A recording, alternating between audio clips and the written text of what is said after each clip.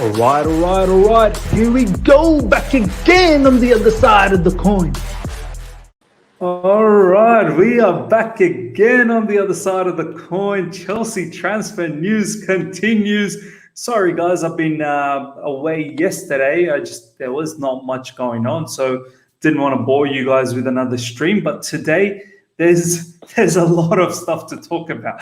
24 hours is a long time in Chelsea football community. So we've got the Haaland update. We've got Ziyech as well, the situation going on. Grealish, oh my days, James Maddison. I don't know what's going on there. And then a little bit of Hakimi update as well right at the end. And also Chelsea fixtures. We will go through a little bit of that at the end of the show. And just to let you guys know, like we've been doing over the last few streams for Chelsea transfers, before we move on to the Chelsea fixtures right at the end, I will allow the fans to sort of join in and provide your opinion basically on some of these transfer news and what you have to say, because I think, it's really, really good to interact with you guys and getting to hear what you guys have to say. It's honestly makes the channel like what it is at the moment because of you guys. So yeah, before we get into everything, smash the like button, guys. We already got close to 30 people already here. Smash the like button, and if you're here for the first time, subscribe. And as always, thank you so much for all the support you show me. Honestly, race towards 6,000 now. So let's get there. First of all, Ishan, my man, how you doing? It's good to be back on the other side of the coin. And all of you viewers watching here, do not forget, amidst of this Euro turmoil, all this happening in Europe, do not forget, this thing won the Champions League, yeah? So keep it up. Absolutely, man. Absolutely. PYS, my man, how you doing? Yeah, I'm doing great, bro. I'm glad to be back. Yeah, I enjoy coming on here. So yeah, let's hope you have a good discussion. And yeah, thanks to everyone tuning in. Hopefully you guys enjoy. And yeah, let's get into it. I'm interested to see what you guys think on different things and stuff. So yeah, bro, I'm glad to be back for sure. Brilliant. We've got Come On You Blues TV, 6 a.m. in New York, and he's tuned in. That's dedication. Justin's here as well, and then we've got Satarsan. Tell my name. Satarsan is here as well, and declared Fahim. We got the whole crew here. So, ladies and gentlemen, let's get this show rock and rolling. First of all, I'll go to you, PYS. Haaland news. Let's talk about the Haaland news, man. Seems like some of the top sort of journalists out there are starting to report the same thing as well. They're saying that personal terms with Erling Haaland has been reached with Chelsea. My perspective is that I was never concerned about the personal terms because I thought that was probably going to be the easiest thing to do. I'm sure Roman, once he sets his eyes on a particular prize, he wants to make sure that it is achieved. So I was never worried that Chelsea weren't going to be able to hit personal terms because I'm sure they're going to be able to conjure up a really nice package for Haaland. I know people talk about wage structures and whatnot, but I'm pretty sure they're going to make something very, very tasty, which, doesn't totally demolish the wage structure, but at the same time, very lucrative for Haaland.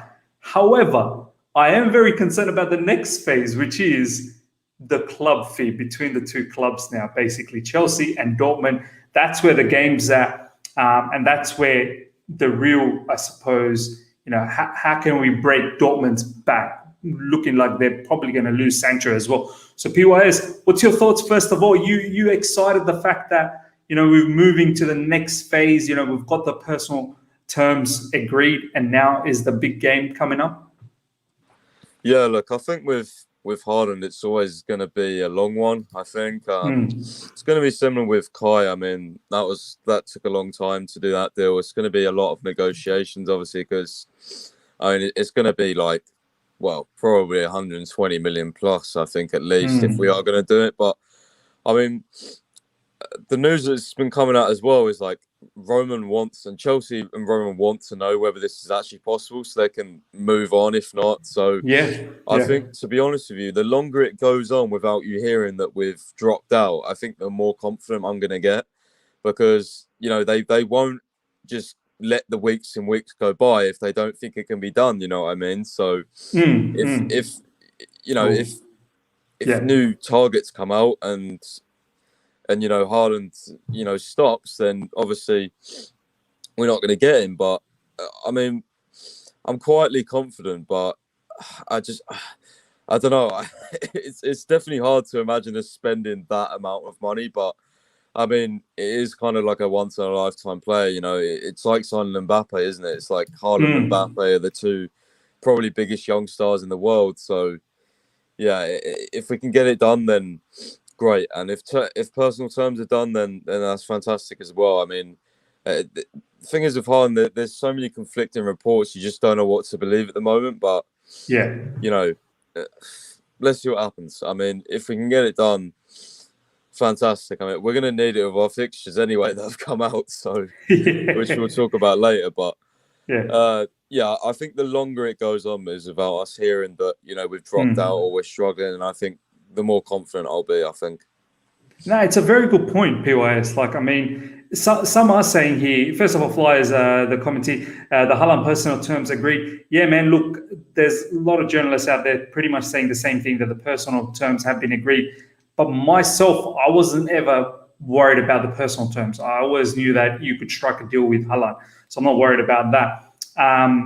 We've got here Marcus Trashford saying, remember what's it done fast. He doesn't want it to drag it like Kai Havertz still. Ishan, I'll go to you because what PYS is saying kind of makes sense, that if it's quick, if Dortmund just comes out and says, no, it's not a deal, well, then, we go to plan B, which is Lukaku, and we will touch on that a bit down the track.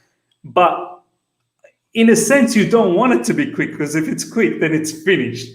You want it to sort of go to the end, because as PYS said, then it kind of makes sense that they're entertaining this thought. Dortmund really looking into this carefully as opposed to just disregarding it. Yes, they're going to probably lose Sancho, but they can't deny the money that's going to be thrown at them. As PYS said, 120 mil, which is approximately, I think, about 140, 150 euros, perhaps. I mean, that's a level of money, Sean, you just can't disregard. Yeah, absolutely. And that was the term, basically what Dortmund wanted right from the beginning of this Haaland negotiation, is that, there has to be some amount of crazy price tag to it. And if that price tag is satisfied, then Haaland is up for sale. If not, then we all know that Sancho is very much close to the deal signing to Man United. So probably you should not be surprised if Sancho leaves.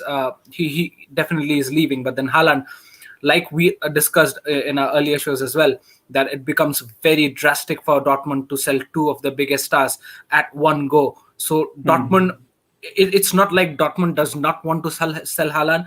If that was the case, then they would have locked him right from the beginning of the negotiation. But no, they're pretty much open to deals which offers a big price tag, and that's what they want. And Chelsea is offering them a big price tag. But about the personal terms being agreed, like you said, you very rightly pointed out that personal terms does not mean it is going to happen. It might get stuck, and maybe it might never go forward.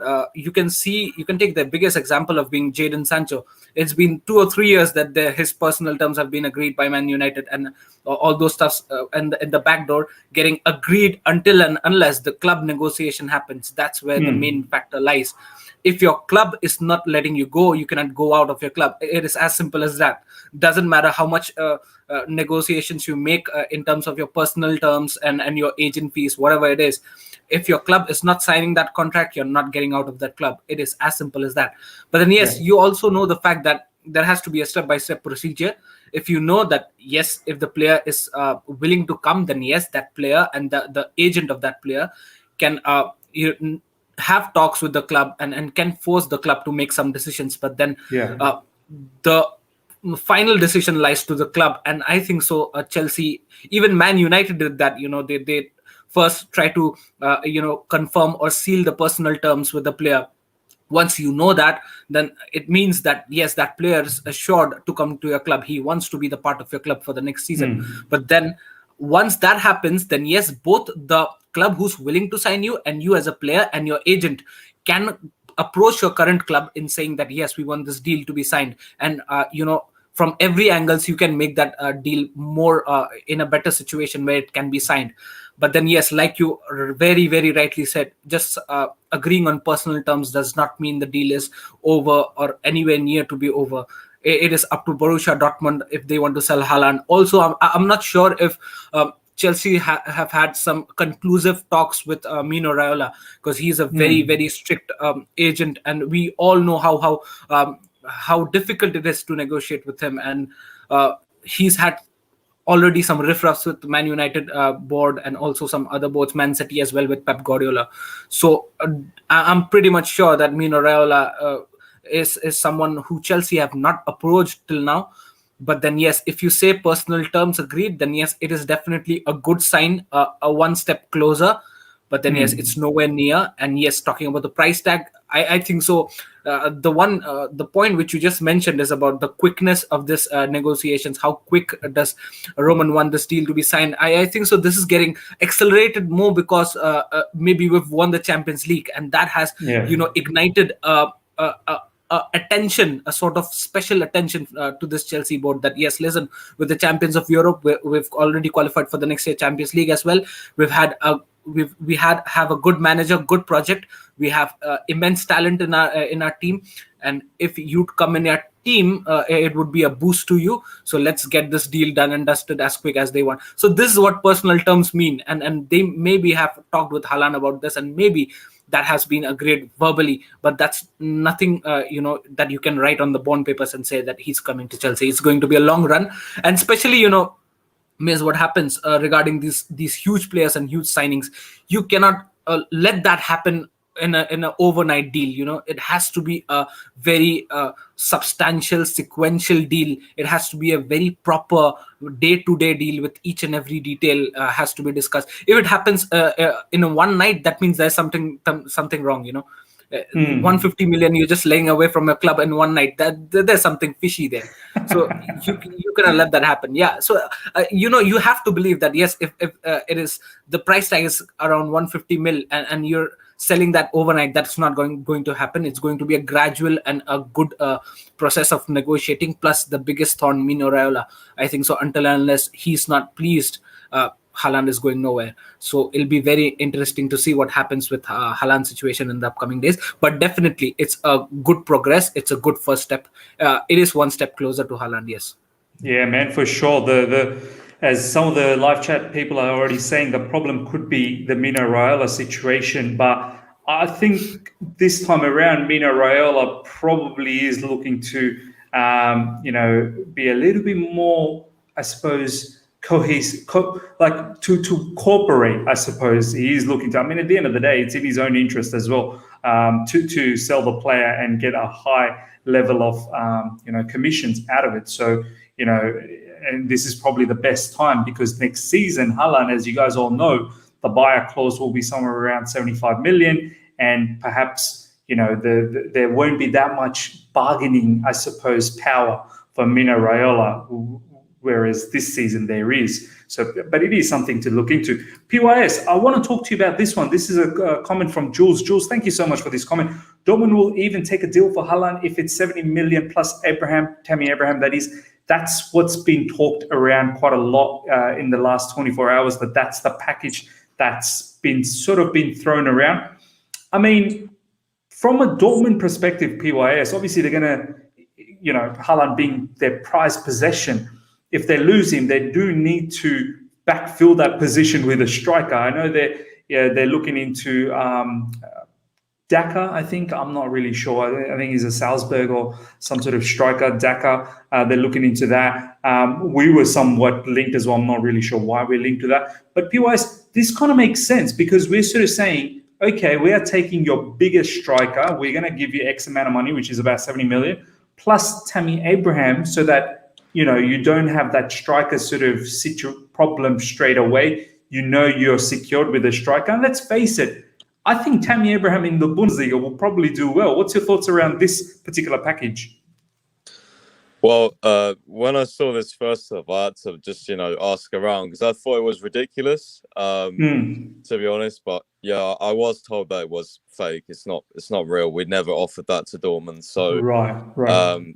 Yeah, that's not a real thing. I'm not sure who reported that, but I think it was actually some Turkish guy, but yeah, I had it confirmed that it just wasn't real. I mean, Dortmund would at least want double his release clause, which is I Yeah. think 129 million pounds. So that's for starters. So you can probably start there, and then maybe you could include Tammy Abraham to stop it going to maybe like a 150, 160 million deal. But because Tammy, if you think about it, is worth probably what 30, 40 million. So if you put double his release clause on the table plus Tammy Abraham, that probably equals out to, as I said, 150, 160 mil. So if you want to save that extra little bit of cash, and you can put Tammy on the table, but it's a very confusing one because, you know, first off, does Tammy want to go to Germany? Second off, do Dortmund actually want him? You know, third off, I was going to say, PYS, like, would Dortmund fancy someone like Tammy? I don't know. In reality, it makes sense because obviously they like developing young talents and young players, but you know they are in the Champions League, aren't they, next season? So it's you know, surely they would be looking for kind of a higher caliber of striker, and this is why they're going to be so, you know, awkward, I think, to try and sell Haaland, because they are in the Champions League. If they weren't in the Champions League, I think we probably would have had a deal agreed already, to be honest with you. But it's because Champions League and because Sancho is probably going. Although I will say on Sancho as well, United are stalling bad on this deal. Yeah, so, they are. we really need to get, like, I don't know what we're doing behind the scenes just yet, but we do really need to just hopefully start advancing more, because, you know, if Sancho stalls, then, which it is, then yeah, we really need to try and take advantage of that. But yeah, Dortmund are going to probably want a higher caliber of striker, I think, if they sell Haaland. I'd be very surprised if they, you know, settled with Tammy Abraham as their Haaland replacement. But you never know. You never know. Dortmund are one of those clubs that like to take risk and like to develop young talent. So you just don't know. But yeah, for the 70 million plus Tammy thing, it's absolutely not real. I can say that. No, brilliant, man. No, it's good to hear what are the legitimate news out there and what's not. And if you look at it from a objective sort of point of view, as you said, PYS, why would Tammy want to go to the Bundesliga? He's probably more inclined to go to one of the Premier League teams. Probably doesn't want to leave this particular league. But then again, you know, what other Premier League teams can offer you Champions League football? Dortmund can. So there is that scenario there. I mean, but as you said, it does get complicated when you involve a player, because then you need that player's, you know, obligations, whether they're happy to do this as well. Timothy Cho here is saying no chance. Dortmund won't be swayed by a player offer. They will have their own player replacement. Kind of makes sense, because Dortmund's probably thinking, I don't want any sort of discounts with Tammy. So give me the full cash and I'll go myself and find a particular striker that will blow everyone's mind. And then very soon, every other club will be after this player as well. And then I'm going to just clean up money again. And this is what they've been doing. Lewandowski, Aubameyang, obviously now with Haaland, and, you know, the situation continues. Sancho as well. But yeah, PYS, it's true though. Sancho deal, Man United seems to be stalling. I'm just having one eye on that side, thinking if Chelsea just goes underneath and sweeps that as well. But we will see what happens over there. I'll start with you again on this little note over here, PYS, because I know you're keen on this player as well. There were reports that were saying that, and you've mentioned it here already, that if we're not quick with Haaland, we want to know straight away, so that we can work on the plan B. And looks like plan B is still Lukaku. And there have been some journalists saying that don't give up hope on the Lukaku situation. I mean, looking at the fixtures, obviously we'll touch on the fixtures a lot more next, right at the end of the show. But looking at the Germany match as well against France, Kai Havertz and Timo Werner, and looking at the fixtures for next season, I mean, PYS, if it's not Haaland, surely it has to be Lukaku. I think we have to at least try. I did a tweet about this the other day. You know, Lukaku said basically he's staying, but I mean, don't all players say that until you actually approach them? Like, you know, I mean, we've not put an official, like, we haven't gone up to Inter and put, you know, we're coming for Lukaku, here's some money, because we want Haaland. So, you know, until we drop out of Haaland, we're never really going to know the full situation with Lukaku, in my opinion. So, yeah, if it's not Haaland, then we have to go for Lukaku 100%. The problem with Lukaku is he's at the Euros, so That's going to be even longer. And, by the end of the Euros, fixtures are coming round. And, you would have to really be looking at doing a deal for Lukaku during the Euros and letting him know what's going on, which isn't really feasible, in my opinion, because players hate that. Like, he's already said, like, I don't want anything to go on during the Euros. Like, negotiations and stuff are not, no players want that. So they don't want distractions, basically, at a big tournament. So this is why I have kind of confidence that Haaland is going to be done, because we have the whole Euros to work on it. So,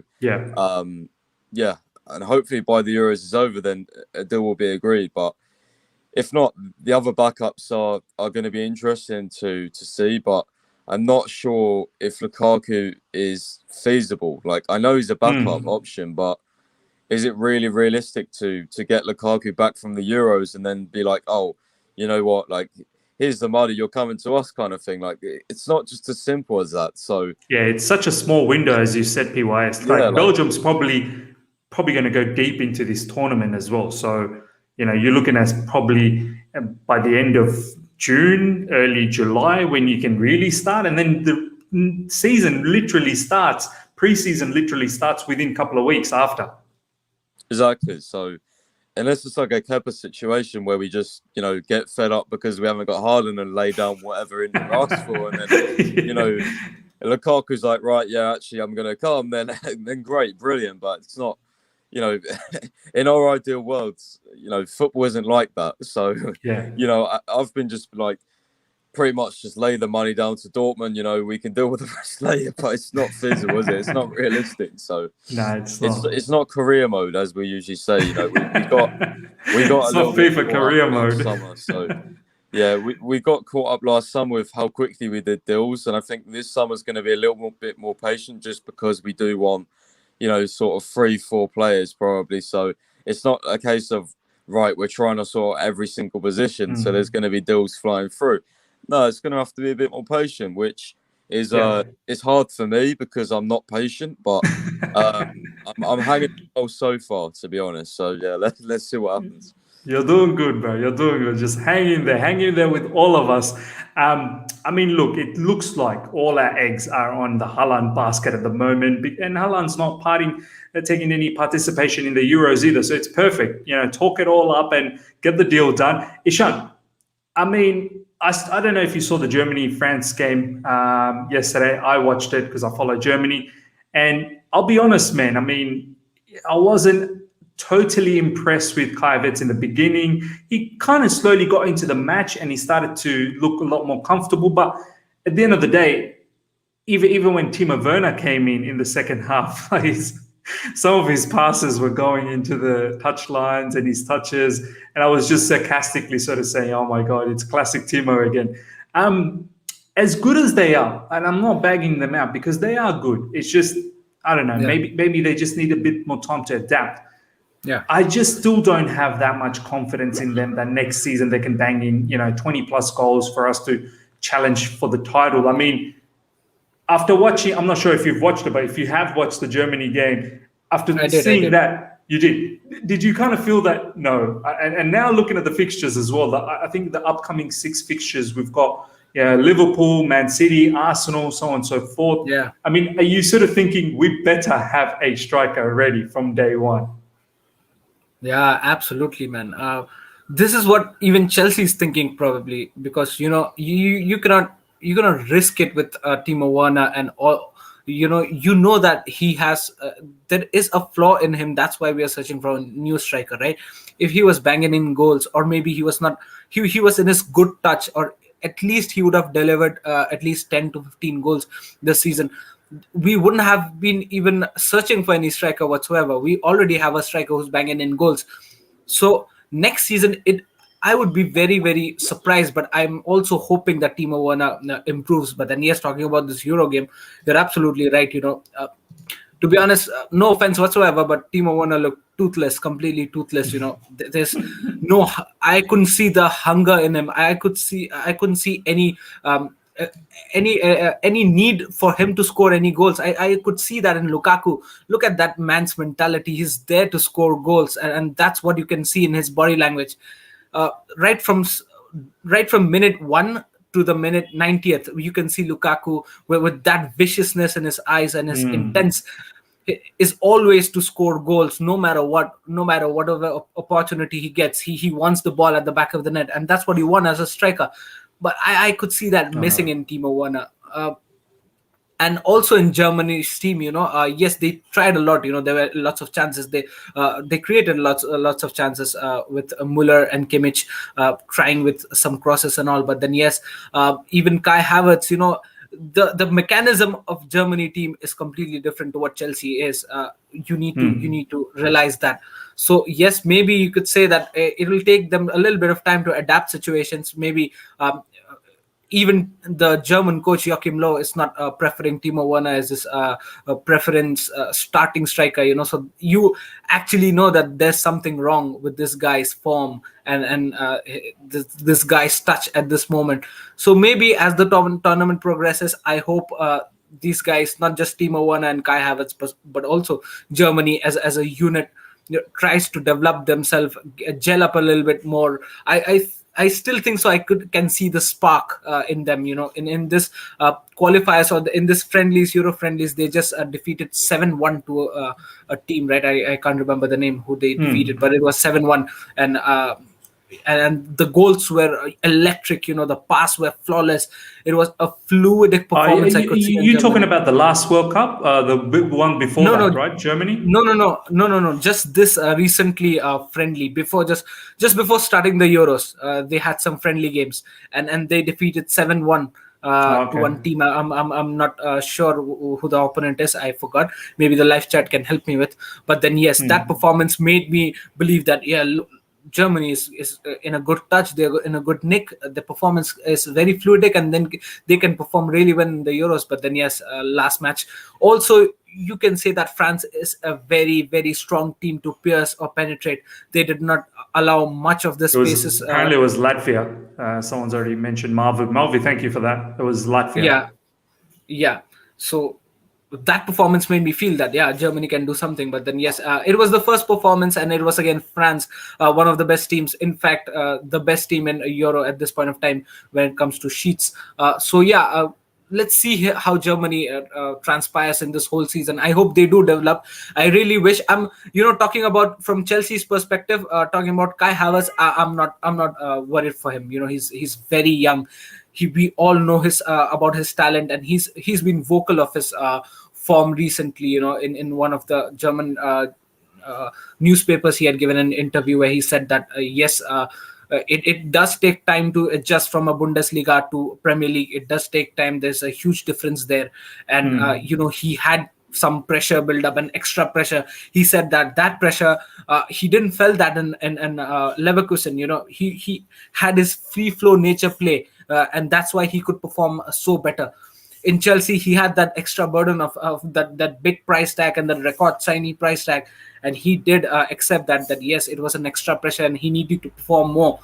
Maybe that added his confidence level a little bit lower. I hope the next season he comes up with a huge confidence, because why? He scored the most important goal in Chelsea's season last time with the Champions League final goal. So I'm absolutely not worried about Kai Havertz. He is a top talent. We just need him to mold a little bit more with this team, a little bit more gelling up with this team. Along with the new signings, what we are doing in the next season, let the whole team gel up. We'll have next year, I believe that we'll have a proper playing 11, starting 11, a proper one, so that Thomas Tuchel can say that yes, listen, this is my fixed 11, and the rest of ones can hop in and be a substitute or maybe a rotation. So once that happens, the team chemistry, how it is going to be, and I hope Kai Havertz gels up well. Timo Werner is a bit concerned only in terms of finishing. You cannot complain a lot about that guy because he's been so crucial in attacking terms for us in Chelsea. Yeah, he has so many assists, and not just normal assists. Those assists were very, very important, and in very crucial games he's made those assists. So you cannot neglect those things. What Timo Werner has done, he did good, and he can. Let me tell you guys, he can do each and everything that a striker can, except from his finishing. His finishing needs to be something worked upon. But yes, it is a funny situation when it comes to Timo Werner. But I really believe if this man starts finishing and this man starts to capitalize on the chances that he's getting, we wouldn't even need a striker. We can be that lethal, because the number of chances we've missed is so much, and he's missed so much that if he starts finishing all of those, we might not even need a Haaland, But yeah, I think so. If we go for a striker next season, it'll be a warning sign for Timo Werner that he needs to up his game big time. No, for sure, man, for sure. I mean, look, I'm glad we are going for a striker, because just to bank on the fact that, Timo Werner is all of a sudden is going to start banging in the goals, and Kai Havertz as well. They're fantastic players, as you said. But, I don't want to take that risk. If Haaland's available, we go for it. And that seems to be the notion at the moment. So I'm very, very happy with that. Moving on to the next topic, PYS. We're going to leave the whole Ziyech topic for the end. I want to touch on the Hakimi one just quickly, PYS. There's been some reports saying that, Hakimi's agent has actually come out and said that if there is a player that will leave Inter Milan, and that is 100% Hakimi. He's actually mentioned that his player, Achraf Hakimi, will be leaving Inter Milan. So that's confirmed, number one. And then there's been reports as well, PY, saying that Chelsea has been in contact with the agent so far. So they're trying to negotiate some sort of a package for Hakimi. And the other interesting thing that's happening, circulating around this whole news, is the fact that PSG, there was some talks about Serge Aurier. Now there's some talks about Florenzi. Florenzi's in a loan at the moment, so they're looking to perhaps get him for another season of loan, or maybe making him permanent. Or even Inter Milan is looking to probably take Florenzi as a replacement for Hakimi. So from your perspective, PYS, this is definitely getting closer now, yeah? Maybe. I do have a theory on this deal, to be honest with you, because we all like theories, bro. Yeah, so basically, obviously, Inter Milan want, I think it's 68 million, doesn't it? And we offered about 55, I'm pretty sure. The Athletic said. Now, I think because Inter Milan need the money, what we're trying to do is obviously they need to sell by the end of the month. So I think what we're doing is, because we haven't paid that extra, what is it, sort of 30 mil, whatever it is. I think what we're basically saying to Inter is, look, we're not doing your demands. Like, this is a typical Marina thing. I think we'll wait till the end of the month, and then I think Inter Milan will just go, right, we haven't got our money. We're just taking the offers on the table because we need the money, basically. So I think Marina's just trying to save that extra bit of cash by not, and also just being Marina, because she doesn't suck up to people's demands. They suck up to her demands. So absolutely, she's like, we're not.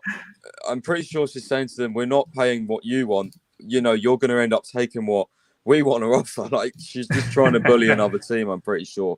And you know what, PYS, we seem like to be the front runners here. So she probably realizes that we're the only one in the market at the moment. And exactly, like, they desperately need money. So in the end, I think by the end of the month, Inter Milan will just take our offer, I'm pretty sure. So yeah, I just think it's both sides being stubborn. Inter Milan don't want to accept what we're offering. And Marina's like, well, no, we're not going to pay what you want because, I'm Marina. I don't do this sort of thing. So, yeah, I'm pretty sure this is just a classic Marina type deal, because otherwise, I mean, I'm pretty sure we'd be signing him already. Like, there's a reason why they're waiting. Like, clearly we want him. It's just, if you join the dots in your head, I'm just pretty sure she's just trying to save a little bit of extra money and just wait it out, because she knows Inter Milan are desperate, so they're going to end up accepting a offer for him. Hakimi's leaving. It's as simple as that. His agent said. Yeah. So, if there's a deal I'm confident about, it's this one, like 100%. Because is there an option he could, is there a chance he could choose PSG? Of course, they have got a lot of money, but at the end of the day, Hakimi, London Champions League winners. Hopefully that plays a part, and obviously, me and some others were digging up his old tweets about watching Chelsea the other day too in 2013. So he seems to be a fan. So let's hope that plays a little bit of a part. But if there's a deal I'm confident about, it's this one for sure. I think it's just a waiting game. I think, Man, I love how you do that, PYS. You try and dig up all this old dirt just to see whether this player's a fan, and somehow you found something as well, which kind of shows that Hakimi or probably is a fan of Chelsea. And look, let's be honest. I mean, as you said, so many things are falling into place for this particular transfer. We play three at the back. He loves the three at the back situation. He wants to be a wing back. PSG, I don't think, plays three at the back. They're going to play the traditional four with the right back. He can play a right back, but I think he would probably prefer the wing back a lot more than the right back. That's one thing. PSG are not looking to, just simply succumb to what Inter's saying, the 60 plus million. They're holding their guns, and right now they're going for cheaper options. They've already got Donnarumma, they've got Wijnaldum. Obviously, I'm pretty sure they're probably going to pay quite a lot of wages there, so they're not really looking into, just throwing money for Hakimi as well now, and the level of wages they're probably going to pay for Hakimi as well. So, this is shaping up nicely. And as you said, Inter, by the end of this month, which is literally only another 14 days or so away, they're going to have to make a decision one way or another. And if there are no other suitors and Chelsea are the only one, I'm sure Marina's probably just sitting back and going, I know you're gonna collapse soon. You're gonna give up soon because I'm the only one with the money at the moment. And the other factor is, PYS, I want to quickly ask you whether this is true or not. The whole factor about Emerson or Alonso being offered the other way. I mean, Emerson definitely has been linked for a little while to going back to Italy and also with Inter Milan. Is there any hope of this, or this is once again you think straight up cash transaction, and then whatever happens with Emerson will happen with Emerson down the track? Yeah, so what I've been hearing is that basically Inter Milan really want Alonso, but at the same time, their directors and things that are doing the deal are really, really stubborn. Like they want Alonso, but they really just want straight up cash as well. Like, because they're so desperate, they're in financial pretty much like strain right now. Like they need to raise like 80 million or something. So yeah, by us putting Alonso in the deal, then that would mean less cash for them as well. So I think, in my opinion, they'll just end up taking the cash we offer, and Alonso will have to go elsewhere. But look, they do really want Alonso. So I mean, that would be great for us if Alonso was being put in the deal, because like Liam Toomey said and so many other people have said, we really want both these left backs gone, but in all likely case, one will stay as backup because it's so hard to get rid of two deadwood left backs pretty much. So and then again, if we do sell two, that means more work for Marina to do, more signings. So I just don't see both. I don't see both leaving, but I think one maybe could be using a deal of some sorts. But again, going to be tough because it's not like Inter in a position of power here. They need to raise as much money as they can. So personally, I think they'll just take the money, in my opinion. Yeah. Yeah, no, man, I think as well. As you said, they need to balance up their books, and they need the money. They don't want to add another player, which brings their money sort of situation down. And again, they're going to have to look into selling another players. They're looking into selling Lautaro as well. So perhaps they can probably afford to do that. But we'll see what happens there. I just want to quickly address this one. Talal is saying, I think PSG will raise it at the end between 70 million to 80 million and get him because he is their priority, not like us. Here's the thing, Talal. Yeah, sure, their priority is a right back. Whether him specifically is a priority, I'm not really sure that they're going to spend that much money on Hakimi. And knowing that, it has to be accepted from the player's point of view as well. Knowing Hakimi likes being a wing back, and we offer that, and we're the European champions. We play, the glamorous sort of football under Thomas Tuchel. We're looking to get Haaland. He's got history with Haaland. There's a lot more stuff that's riding with Chelsea as opposed to PSG. The Bundesliga connection. Thomas Tuchel knows Bundesliga as well. So he'll fit in the Ziyech situation, which we'll touch on, whether he stays or not. If he stays, well, then it makes a lot of sense for someone like Hakimi to come in. PSG are already talking about Florenzi. They're talking about Serge Aurier. So, yeah, it is a concern, the right back for them, but it's not specifically that they badly want Hakimi, because if that was what it was needed, they would have just closed up this deal ASAP as opposed to lingering it on till now. Literally, as PY said, Inter Milan needs this done by the end of this month. So I'm pretty confident PSG probably not going to put in that big of an offer for Hakimi. But look, any crazy stuff can happen. All right, ladies and gentlemen, everyone wants to know about this one. Abhishek Trivedi, any update on Grealish news? Let's talk about this. Let's go to you, Ishan, first of all. Man, it hurts me to say this, but a lot of reporters are now coming out, and I hope this is not true, man. Like, you know, it's crazy. There are certain news that you believe every reporter in, and then there's certain news that you're like, oh, I don't want to believe that news. I don't want to. Hakim Ziyech has been touted around, and some of the top sort of transfer gurus and journalists out there have been saying that he's probably, Chelsea is open to letting him go, Hakim Ziyech. And when you think about it, he was probably the one player that didn't fit the system, didn't get enough consistency. Thomas Tuchel consistently said that, look, it's not Hakim Ziyech's fault. It's literally, I'm choosing players ahead of him. He's, working hard as usual and whatnot. And whenever he's come in, he's done well. But he's never looked completely, gelling into the team in that particular formation. That's why the rumors are coming up. So first of all, a little bit about that, how you feel about that. And then secondly, Chelsea's going out and saying that if we let go of Hakim Ziyech, we will look into replacing him with Jack Grealish. I mean, that's unbelievable talks. Whether it's true or not, I don't know. But these rumors are going around. There are other rumors that perhaps James Maddison. I'm not too keen with James Maddison, to be honest. I mean, he's a good player and whatnot, but I rather keep Hakim Ziyech then, if that's the case. But if it's Jack Grealish, I could possibly look to part ways. But what's your thoughts about this whole situation? It's funny, isn't it, Miss? Because we've talked about this in our previous shows, and we've said that the problem with Chelsea now is the overloaded attackers, right? So maybe that's why we're letting leave Hakim Ziyech and a possible Callum Hudson-Odoi. Why? Because there are so many attackers that they might not even get a chance to play their gaming time in the next season. That's why Hakim Ziyech is preparing to leave. But what we've got here, we've got Jack Grealish on the cards, man. I mean, it's confusing me, because where would Jack Grealish play in a back three situation where you've got just two attacking fronts and one being Mason Mount being one of your consistent players to play? It has to be one of Pulisic or Havertz or Hudson-Odoi maybe.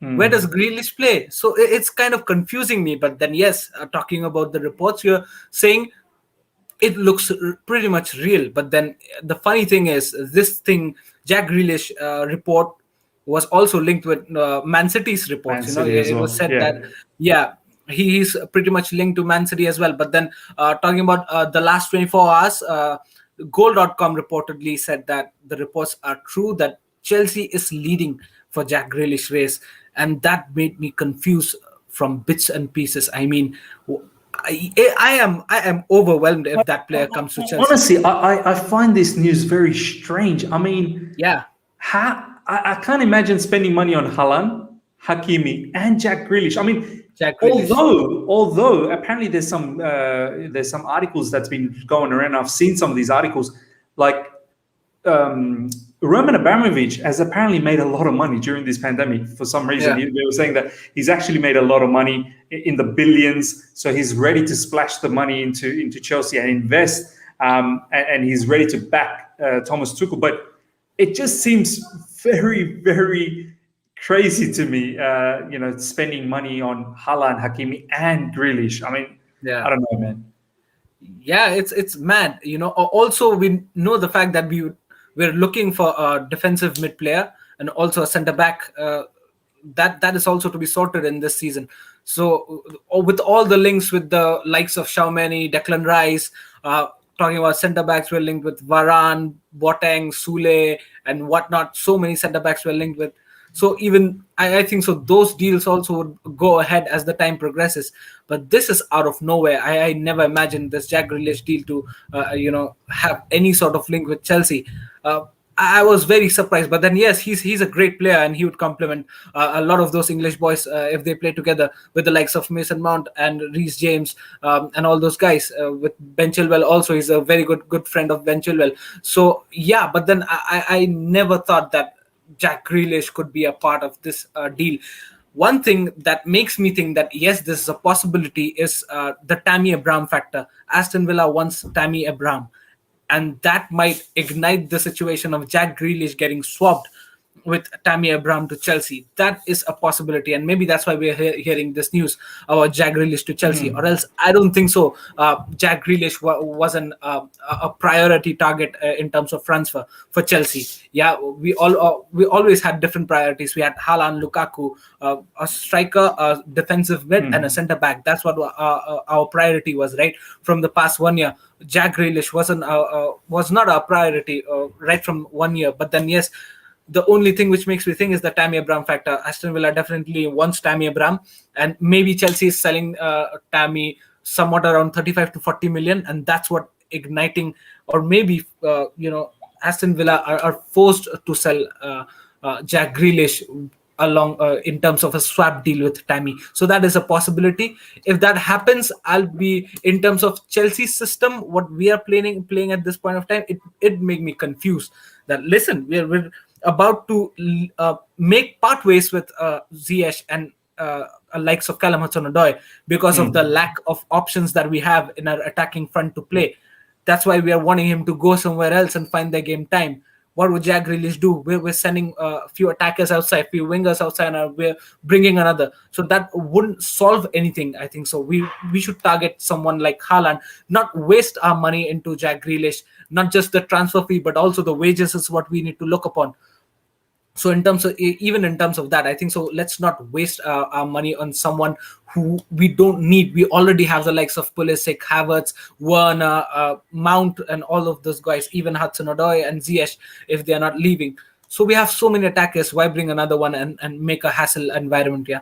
So let's just concentrate full on Haaland or Lukaku. And get a probable centre back and a defensive mid. That would sort things strategically and technically. Yeah. So yeah, I hope we concentrate more on the striker thing rather than Jack Grealish. But then yes, we cannot deny that the reports are real. Goal.com has confirmed. So let's see what happens. Yeah. No, 100, man, 100. PYS. I honestly, I don't know. Like so far, all of these news that's been coming out, I've been like, yeah, that makes sense. Haaland makes sense. Hakimi kind of makes sense to me because I felt all along that our right-sided, right wing back, we lacked a little bit. Yeah, Reece James could be a right wing back, but I'd rather him as a right CB, which is, I'm absolutely happy with. And Azpilicueta in that right side is not the future. So I understand the Hakimi situation. The DM, we've all known that's probably a position that we need to upgrade as well. But this Jack Grealish one, I mean, if Ziyech does leave, which a lot of the reporters are saying, I'm hoping he doesn't, would you want to replace him, or do you want to give Callum a bit of an opportunity? Because already Ziyech is not getting enough time. So getting a Grealish, I don't know whether this makes sense. Well, what's your thoughts? No, yeah, this is absolute nonsense for me, to be honest with you. I think it's absolute nonsense. It doesn't make any sense at all. Yeah.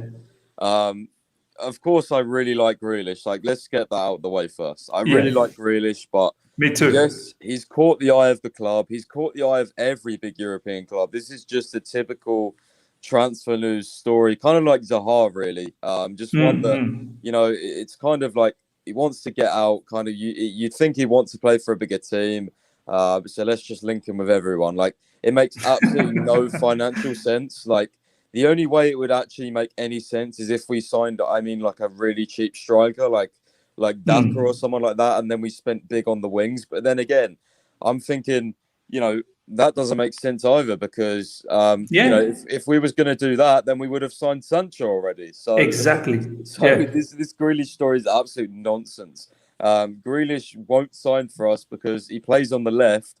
To be honest with you, do you really see Thomas Tuchel dropping Timo Werner with the way we play? No. Grealish likes the ball to feet. He's not a runner. He doesn't Yeah. You know, it just doesn't make any sense to me at all. It's going to be like 80 to 100 million, which again doesn't make any sense because we're going to sign a big striker, I think. So it makes no financial sense. As I said earlier, this is not career mode. Like, you know, as Ishan said as well, like we want a DM. We may sign a centre back. You know, we're signing a big striker. So this makes absolutely no sense. I think these reporters are just trying to make us do it last summer and get all the fans excited again. You know, we don't need this position. Like, we really don't. Hudson-Odoi as well. Are you really going to stall his development for Jack Grealish? Exactly. Hudson-Odoi is a fantastic player. Like, he needs to get more minutes. I want him to get more minutes, and I think the club do as well. So, you know, they don't want another Salah De Bruyne situation because, let's be honest, if this kid goes elsewhere, he's going to absolutely smash it, no doubt in my mind. So,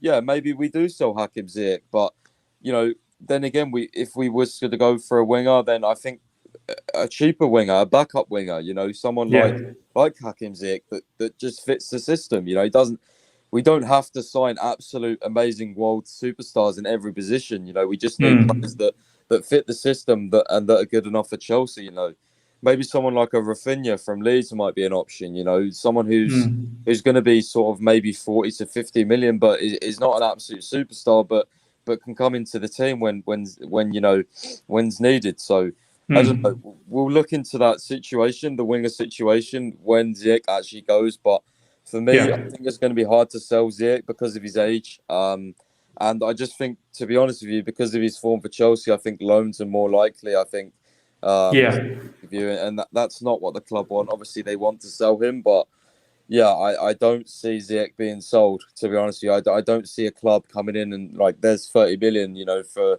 a 28-year-old who clearly has plenty of talent but hasn't really shown the consistency, you know, for Chelsea. So it's going to be hard, you know. You've got to remember, when we go into negotiations for players, selling players as well, the clubs don't just come and you know, put money on the table. More often than not, they ask, you know, well, why should Hakim Ziyech, you know, what has he done for you? You know, why should we spend money? It's not just, you know, it's not just put money on the table, is it? You know, exactly. All different things to deal. So there's a lot of negotiations that go on from both sides. So yeah, I just think the Grealish thing is nonsense. Clearly, he's caught eye. Maybe it's something for the future if Werner doesn't do well on the left-hand side.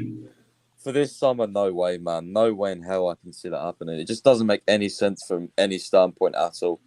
Same, man. When I saw this, I was like, man, this does not make sense. And the crazy part is, some of the top journalists are, you know, reporting this, you know, the transfer sort of people that, you know, cover the transfers. I'm like, I can't believe they're saying this. As you said, what about Pulisic as well, who's in that rotational situation? Haaland Odoi. I mean, if we let go Ziyech, we still have a lot of players that needs minutes, and they, you know, as you said, that's a position that we don't need to backfill. We simply don't need. If we get a Haaland, then that's enough, because then Timo Werner, Kai Havertz, Mason Mount, Pulisic, Haaland Odoi, they'll just all play in rotation. So there's absolutely no necessity at all for Jack Grealish. And as both of you guys said, oh my days, he's such a fantastic player. I would love him, but there's no need for it at the moment. And even with the whole Tammy Abraham situation, I don't know if Aston Villa would like, you know, a Tammy and then a discounted price for Jack Grealish, because they know they're going to get a lot of money with Jack Grealish. And many journalists will tell you it's not easy to do these player plus cash deals, because the receiving club, they prefer the cash straight up. They don't want this sort of half cash, half player situation. Father, thank you so much for this super chat. It's a sticker. Thank you heaps for that. I want to touch on this one as well. Declare, thank you heaps, my man, for the super chat. It's not crazy money spent without FPP is worth way more later on. Every player will be an investment that if we sold with FPP, we will allow us to spend more. Yeah, man. I mean, at the end of the day, this is why we are looking to do a bit of a madness with the whole Haaland situation, because the financial fair play has relaxed, and hence why we're doing this. Ladies and gentlemen, that is pretty much the transfer news. I do want to get you guys involved as well now before we talk about the fixtures. Before you go, yeah, before you go ahead, did you miss one super chat? There's one guy in the comment section saying you missed his super chat. I don't know what that. I'm not sure what it's saying though. Yeah, maybe I'll get it for you. Yeah, he says in one of the languages called Sylheti, which is Bangladeshi It's from my language, country, but apparently. I don't know how to. Yeah, I don't know how to so speak that. it's your fan actually. He's maybe he's from Bangladesh or maybe some part of northeastern India. He says, "Do you know how to speak in Sylheti? Sylheti is a language there in I Bengali, don't, man. in I don't, Bangladeshi." unfortunately. So he thought that you're from Bangladesh, right? Apparently, so Yeah, if you I know am. how I to, am. yeah. I, So I think he's I think I he's just your fan. I think I just saw this. Hey man, There you highlight my go. chat. Yeah, Indranil, I'm definitely from Bangladesh background, but I'm not Sylheti, so I don't understand Sylhet. So Yeah. if So you talk to me in he thought if Sylheti, you yeah he thought if you're Sylheti, so we could have a Sylheti stream because I know how to speak that language as well. oh right, yeah, man. No, Yeah. unfortunately, I don't know how to speak Sylheti, man. Yeah, that's why I was like, I don't know, I don't really understand what that means, and I'm not really sure if I want to show that. But yeah, Yeah. ladies and gentlemen, I'm gonna give you guys the link to join, so that I can hear what you guys have to say as well. Probably have say maybe max 3 to 4 callers. So guys, there's the link. I've just provided that in the live chat. Join as soon as you want. We can talk about the Haaland situation, the quick update on Hakimi, and obviously the Grealish and Ziyech. Let me know what your opinions are before we start talking about the fixtures right at the end. So yeah, do click on that and try and sort of line yourself up for it. But yeah, ladies and gentlemen, before we do that, we've got nearly 110 people on. Please smash the like button because it helps the channel out a lot. So get the likes up to at least 100 likes, 52 likes so far. So let's get the likes up. And if you're here for the first time, subscribe. Helps the channel out, as I said. All right, and also with PYS, please check out his socials at the in the description to follow. So go out there and follow PYS in social media, in football Twitter. First of all, I'll get Jules in. I've already got Declared and Andrew at the background and Shaka. So that will be the 4 callers. So I will remove the pinned sort of message now. So that'll be the 4 callers. I'll bring in Jules. The rest, please just hang in there in the background, and we'll definitely get to you guys. Jules, my man, how you doing? Yeah, I'm doing all right, man. Yeah, I've been following the whole thing that you guys are talking about with Dortmund and stuff. I also agree with one of the callers. Was it a caller? One of the people who were suggesting in the live chat. I think with Dortmund, it's probably going to be a problem with the agent and how much he wants, because Dortmund, God, they sell like Amazon. Trust me, like they're that kind of club. Yeah, I think it's probably because somewhere like in '97 or so, they kind of went in some financial straits, and from then on, they've literally become a selling club. So I think a player plus that kind of money, they might take it. The problem, though, might be when it comes to Tammy, will be the wages, because Tammy will be on a bit of a higher wage, and maybe that will not jive with Dortmund. So that might be the reason why they prefer cash, and that might be the stumbling block when it comes to that kind of deal. Do you think Tammy, just from the other perspective, do you think Tammy would do good in Bundesliga though? Oh, I have no doubt in my mind about it. He's going to bang in the goals. He's going to bang in the goals. I mean, like last season, he was doing generally okay, wasn't he? Like, it's not like this is not the first time. He's played in the Championship a few times, and he's done well. And last season, for his first season in full Chelsea, in the full Chelsea squad, he did fairly okay. I mean, I think he'd be okay. It's just that he's not Thomas Tuchel's kind of player, which is understandable. Different coaches have different kinds of players. I think he will do well, but Dortmund might just reject it because the wage bill will end up being too high for them. But they will probably likely take money, good money, and Dortmund, their recruitment is just like one of the best in Germany. They can get players from anywhere. I don't know where they train them from. I'm pretty sure they already have someone lined up. I wouldn't be surprised. They do. Yeah, but overall, the team as well, I agree with most of you. The Jack Grealish thing, I think, is more of the media hype, just to maybe raise his profile a little bit. I mean, he's a decent player, but they're raising his profile a whole lot more. I think once we get a striker, we get Hakimi in, I think we're good. I don't think we're good. Do you reckon we'll sell Ziyech? I don't want us to. I don't want us to either. Again, that's the thing. what's happening is a lot of people have this idea that Tuchel has one way of playing. He doesn't. He can change based on the circumstances. Sometimes he play 4 at the back. He can play 5 at the back too. I mean, we did 5 at the back because he came in, he noticed we were leaking goals, and then he did that whole thing very quickly, and then we stopped leaking goals, and then we fixed the rest of the team, right? So I think sometimes we might go back to a 4 at some point, maybe not stay there permanently, change occasionally, which is why we will need that DM. But overall, the team's fine.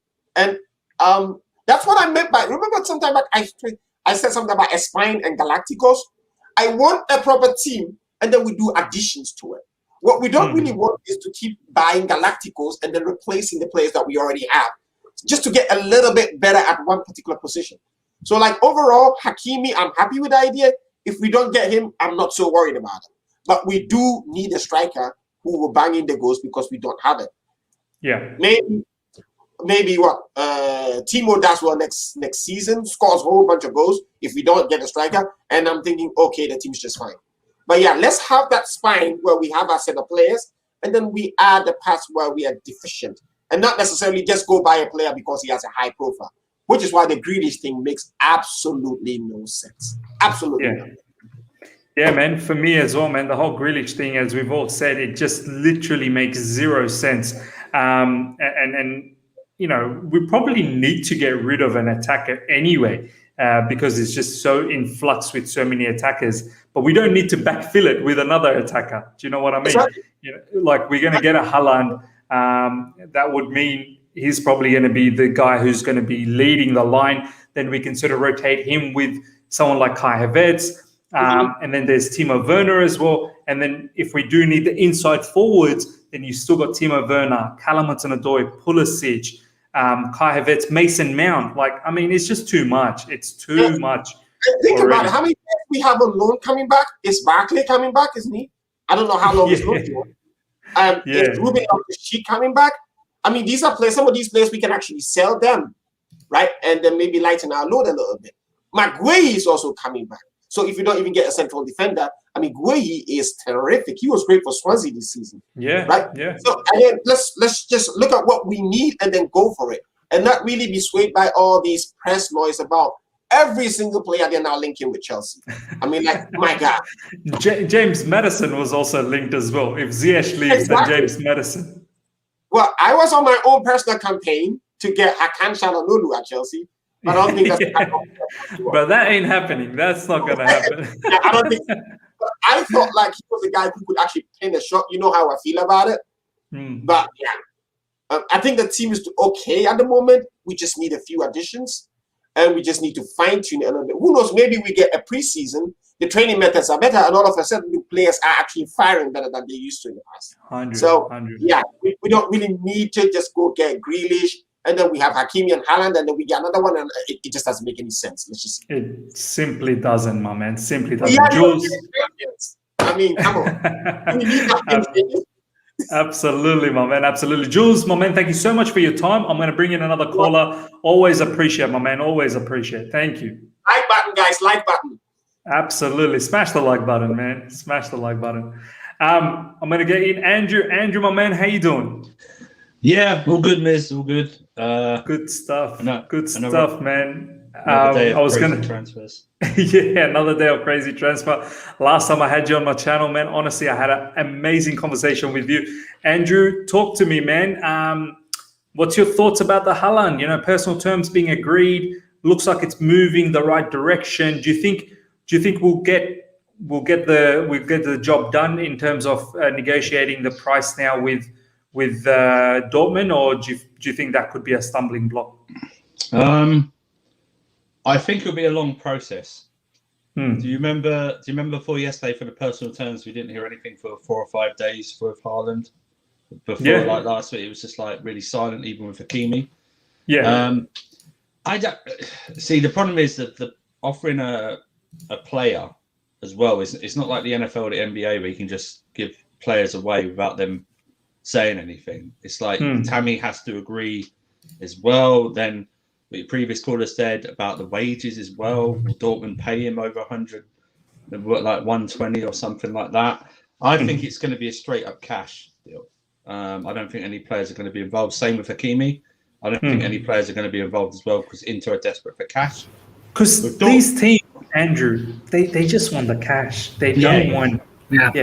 I agree to Andrew. Absolutely. You know, the issue is, I think we'll agree the price. It's just, you know, the payment structure as well. So if it's like if it's like 130 like installments. Million, like how much do you pay up front? So how much do you pay? Do you pay 90 million straight up?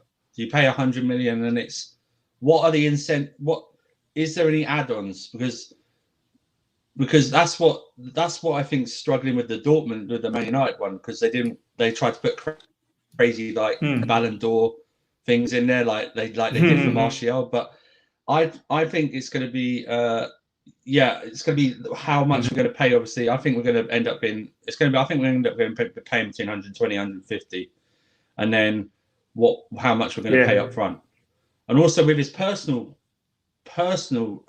terms. I wonder if it's a base salary and then it's incentive laden. I think there'll be a lot of incentives, Andrew. Yeah, like there'll be a lot trophies. of incentives. Yeah, that's what I mean. It's like goal bonuses, trophies.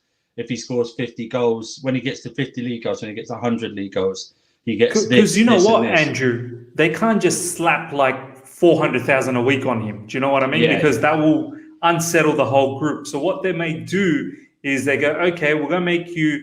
We'll give you maybe, let's say, argument's sake, 200,000 a week. Yeah. But then here's a whole heap of other incentives that's ready for you.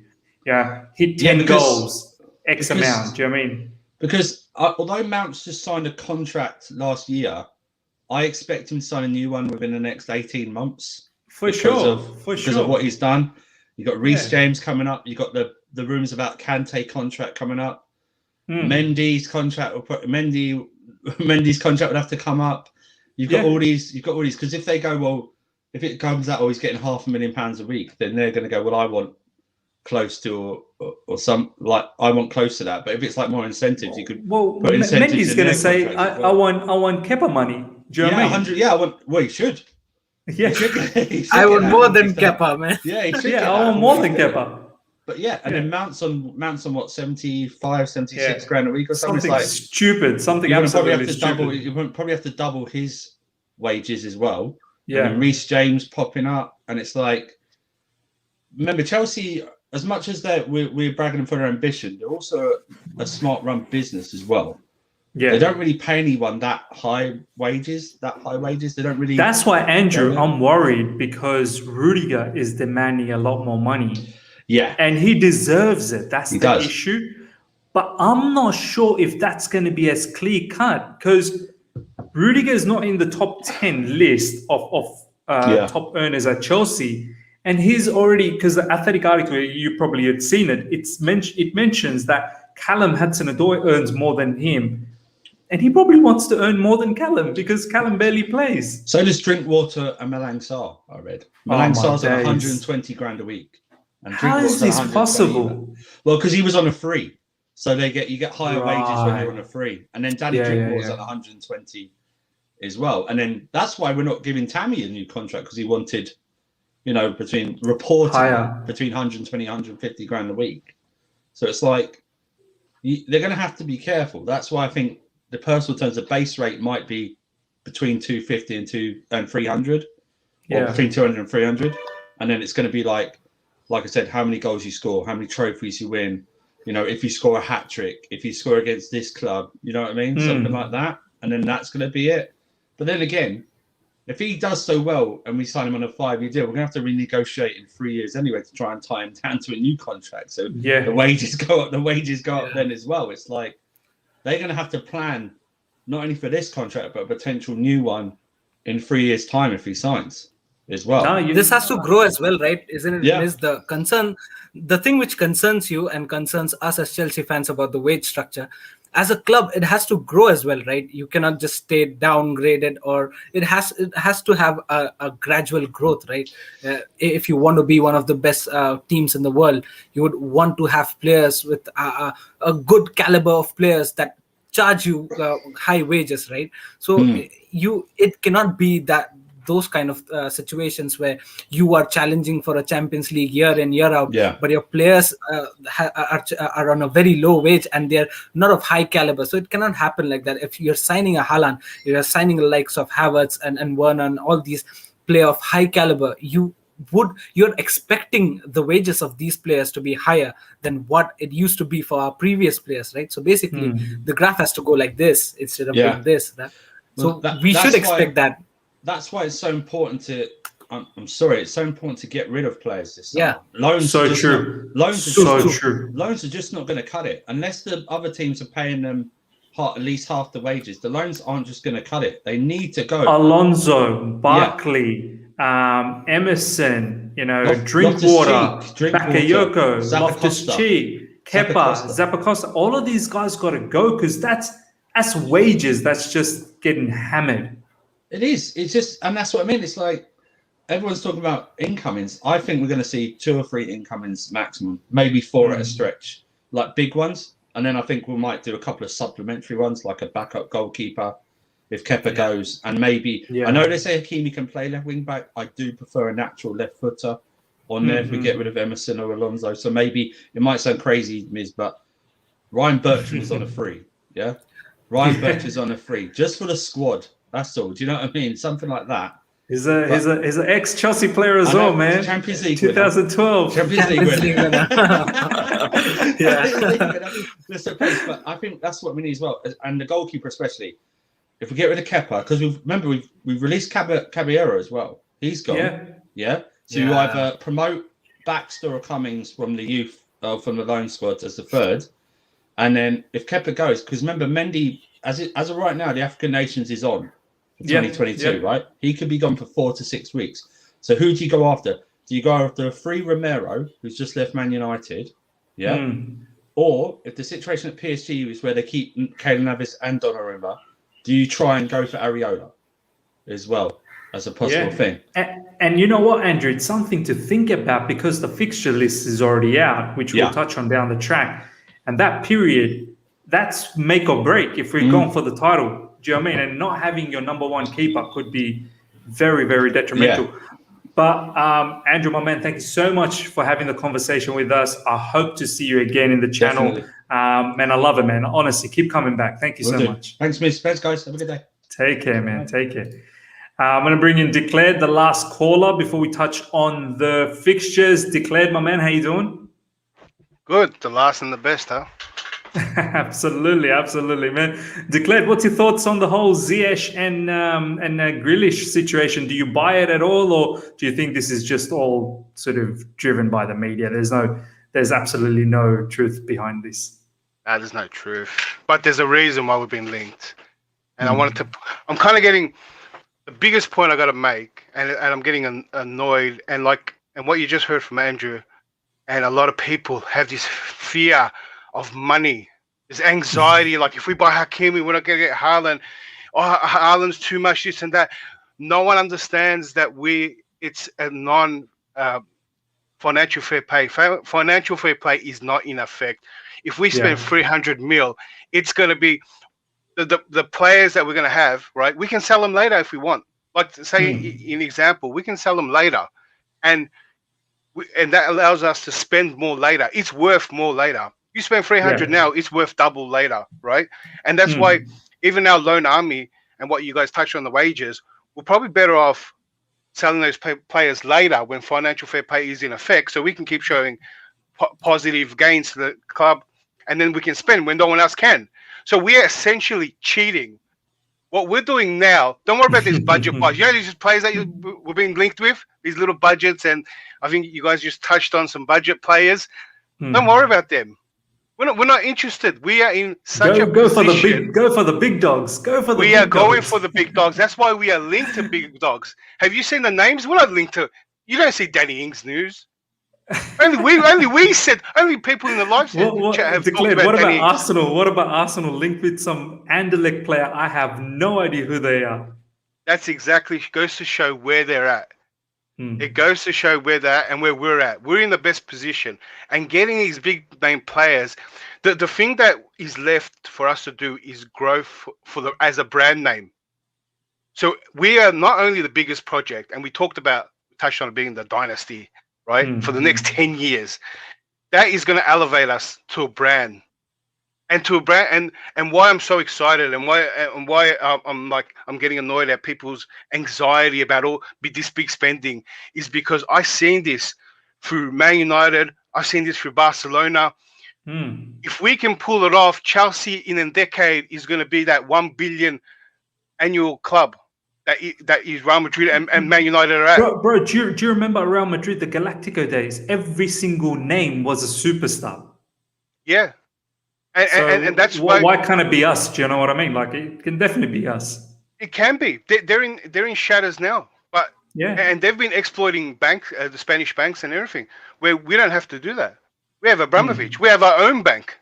Yeah, privately owned. Do you know what I mean? We're owned by one man. That's why, and you see now that people go, like, they're in such a status where Real Madrid come calling and they go, I have to go. But why couldn't Chelsea be that in the next 10, 20 years? And this is the backbone, the project that we need. And that's why I don't get why people have this anxiety about spending. We could possibly spend 300 mil this window, right? But there's a massive plus benefit because we can't do it later, right?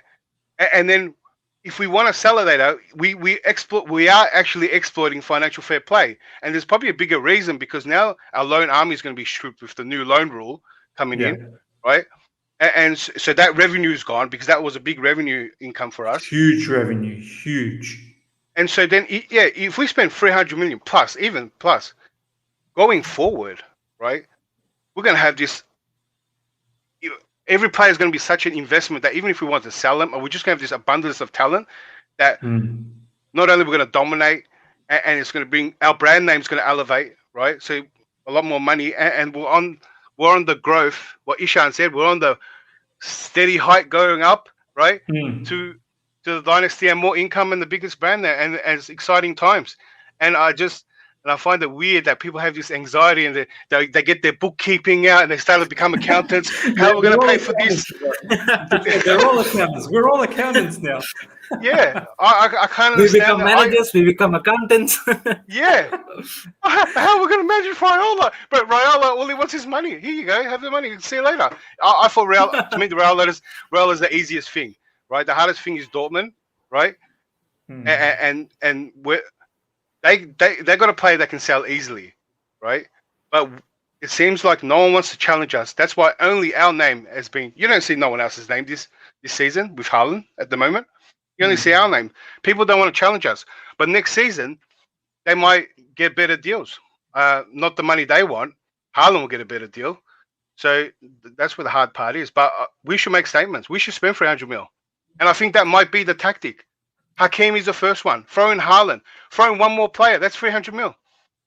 Yeah. Or close to it. Why not? Why not? The target was always declared that top striker, which is Haaland, and then seems like, we get now works done on that particular deal. Hakimi is getting done as well, as PY has already mentioned. That's probably going to happen quicker than all the other ones because we are the only sort of front runner. And then after that, I was sort of thinking, and I'm pretty sure all you boys are probably thinking as well, is another DM, another midfielder to give us that bit more support with Kante and Kovacic and Jorginho, and 3 players along with the players that we already have.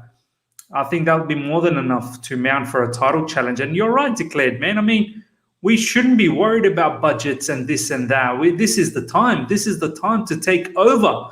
Do you know what I mean? So let the accountants of Chelsea worry about the budgets. We don't need to think about that. That's it, man. Well, back to the 2000s Chelsea, where we just spend. That's where we're at. There's no financial player. Just spend. Absolutely. We want that player. We want him. They're gonna come. We got the best player. Like who? That's the other thing that I think I've mentioned before. Who doesn't want to come here? We got the best young talent. Everyone just won the wants Champions to come League. here. So we actually offer a lot more. People are making that like, oh, maybe they're gonna like PSG more. We got Tuchel has been branded one of the best coaches now, right? After this season and what he's done in a small window, right? And so who doesn't want to work with Tuchel? Who doesn't want to work with some of the best talents, right? and it's momentum as well. So if we land Haaland, and also right? declared London. I mean, the best club in yes. London, man. Everyone wants to be at London, man. Honestly. Yeah, we sell everything. And what does it say? If we get Haaland, then people, it's almost like that Messi effect a little bit as well, because where people go, well, if Haaland starts to rip it up, well, I want to play with one of the best strikers in the world, and so on. And then Exactly. everyone wants to come. So that you have this pulling power, and that's why I say we're setting up for and think about it. All these players are under 22, 23. We're set for long term. Also, the shirt sales and the merchandise sales Oh, is going to be shit. huge. Like that. Yeah. It's going to be massive. That's why, like, I find it funny. Like, I watch your show. I read a lot. I see around, and there is a lot of anxiety on money spent. And I think there's a lot of fear because people think that if we buy a certain player, which was probably the case before, if we bought a certain player, that we weren't going to get a certain other player. But there's a good chance that we might be getting all of them. Or we might be in for all of them, and if it works out, that we get all of them. Yeah, so people shouldn't fear. 100%, 100% declared. My man, thank you so much for your time. Honestly, I love having you on the show, and always the support you give me is incredible, my man. Hope to see you again. You know, my brother. Good. I'll have to be here too. Yeah, I got a lot to say off my chest, as you can tell. I'm sure. Probably, I'm probably going to have a stream tomorrow, so I'm pretty sure I'll see you again. Yeah, for sure. I'll see you tomorrow then. If it's 8 p.m. stream, I'm here. Yeah. I don't know if it's going to be 8 p.m. because 8 p.m. I'm on Matisse's channel, but it might be on a 10 p.m. or something like that, or maybe a 9:30 p.m. So we'll manage that. I've been watching the Euros, man. Staying up late as. All right, my man. Take care. I'll see you around. See you guys later. See you, bro. PYS, my man. I saw you tweet something that I just want to talk about this while I bring up this tweet. Is this straight off what an Athletic article that dropped, or is this from Matisse's channel by chance?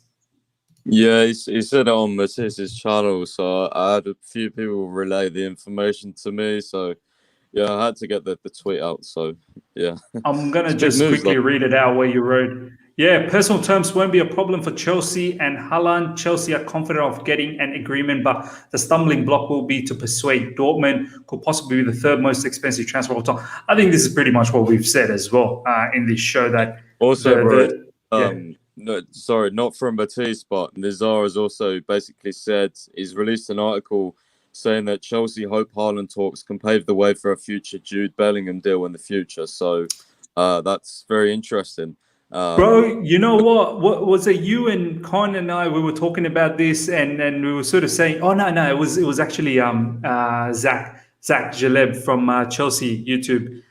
He was saying that he's keen on Jude Bellingham. So, and what Declared was saying as well, PY, is that someone like Haaland, it will just give us immense pull power down the track on so many players. Bro, if we learned Haaland, then like, oh my, like the people don't actually realize, like, until if this actually gets done, like, people won't realize, like, everyone's just talking about it right now, but if the fee is agreed, oh my god, it's gonna break like the whole of Europe. Like, you'll have the reporters saying, oh, Haaland, you know, everyone will be like, oh well, how could Haaland flop? You know, people, it's like the Havertz deal.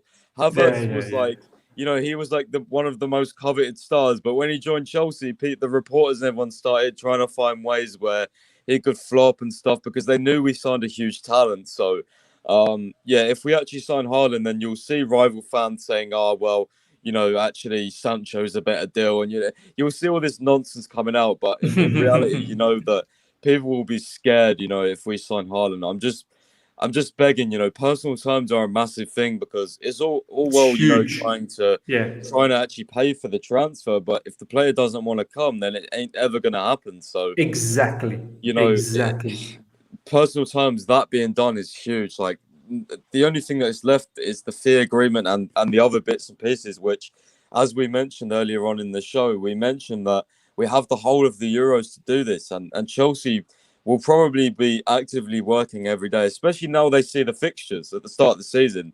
I'm pretty sure that will play a part in their mind as well, that, you know, we need We need the big priority striker here for these games. So yeah, I'm cautiously optimistic. I really am after what Liam said, and it's actually interesting as well because Liam actually has changed his tune. The other day, the Athletic said that the what you call it, the wage structure and stuff would be a big problem. Like exactly. I was in London the other day, basically, and I was actually on my phone and I was checking, and I'm pretty sure he and Simon, they did a what do you call it? They did a Q&A on like a column. Q&A, yeah, live Q&A, yeah. A live Q&A. They basically said that, you know, Chelsea aren't giving up on Haaland, but it's gonna, you know, is it really feasible with the personal terms and the wage structure? Simon actually said that Haaland's wages are a lot more than being reported. Now, a few days later, well, Liam's actually saying that it's agreed. So what's happened over the last few days? Like, something's happening behind the scenes. Something's cooking. So let's see. 100% agreed, my man. PYS, something is cooking at the back. And look,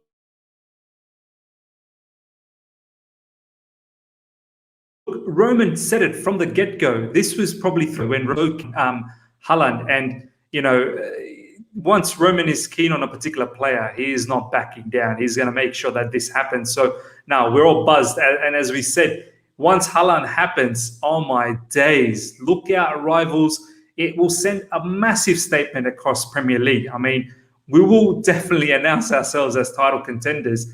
Man City will be so worried as well because they need to make sure that they get a striker because, with Haaland, we're just going to be absolutely devastating.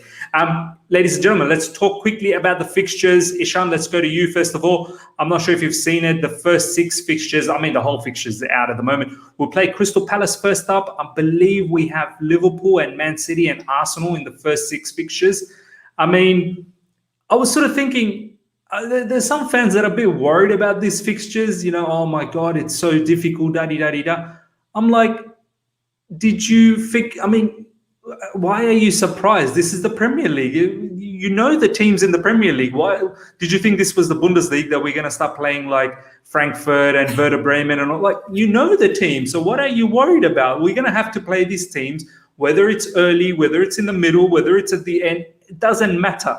In the Premier League, every game is difficult, and every other week you're going to get a big team coming up. Literally, the top 6 will keep coming up every 2-3 weeks later. So, and you can even probably say the top 8 now, because there are other teams that are very difficult to beat at the moment. Add Leicester and West Ham also, Exactly. So, Sean, I mean, for me, the fixture is what it is. Like, I'm not really worried. If we're going to win the Premier League, we're going to have to beat teams from day one. Bro, wouldn't you rather play the big teams early anyway? Like, we've got a lot of the big teams at the start. So, you know what I mean? Like, exactly. Usually we have easy fixtures up until December. And then after December, after Christmas, we crumble because we play a lot of big teams. So wouldn't you rather have the big guys at the start when we have momentum and like new signings? Like, I rather would, to be honest. Like, I'm not. You know what? PYS, I'd rather play the big teams every day of the week. Do you know what I mean? Bro, yeah, exactly. Like, under Tuchel, we've done better against the big teams when we have beaten off the big teams. So, you know, playing, you know, who have we got? Liverpool, Arsenal, like those two. Bring it on, man. Like, I'm not scared of them. Like, we have Tuchel. We have a tactical genius. We've got a good squad. Like, we've got momentum. As long as we don't have injuries in the Euros, we should be able to get results. So, yeah, I'm not bothered. Exactly. And Ishan, I'll go to you. As PYS said that, I'm not scared. I'm in fact looking at them thinking, you better be scared. You better be scared to face us. Like, what am I scared for? Absolutely. Yeah. I mean, just like PSY said, you know, it's evident that we have done very well against the strong teams. And even I would want to face huge teams, tough teams at the beginning of the season continuously rather than facing them at the end of the season and, you know, fall into a situation where we would need to win each and every of those games where we're facing those tough situations. We've all seen the starting of the fixtures. I was taking a good glance at the bottom fixtures that we have for this season. It's going to be the last 6 games is going to be Leeds United. Yes, it might take a little bit of time if we have some couple of new signings. You know, it would take a little bit of time for them to gel with the team. But then, yes, you know, we all know that Thomas Tuchel knows what he does against each and every team. He knows what strategy to go for. He knows how to play against big teams, and we've done that in the concluded season. We've defeated huge teams. We've defeated one of the two of the best teams in the world, the likes of Real Madrid and Man City. We've beaten Man City thrice, for God's sake, in the span of 3 months or so. So that's huge, and I think so. It's a pretty good start for a season to have the tough games earlier, so that it does not,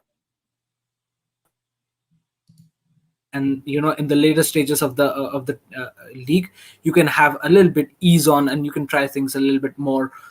Also one thing about the chemistry and about the formations, if you play good season, good teams and bigger teams right at the beginning, you'll know the estimation that what are the strategies, what are the formations, which player plays which position better. And if that happens right at the beginning of the season, then that's a good boost to the rest of the season.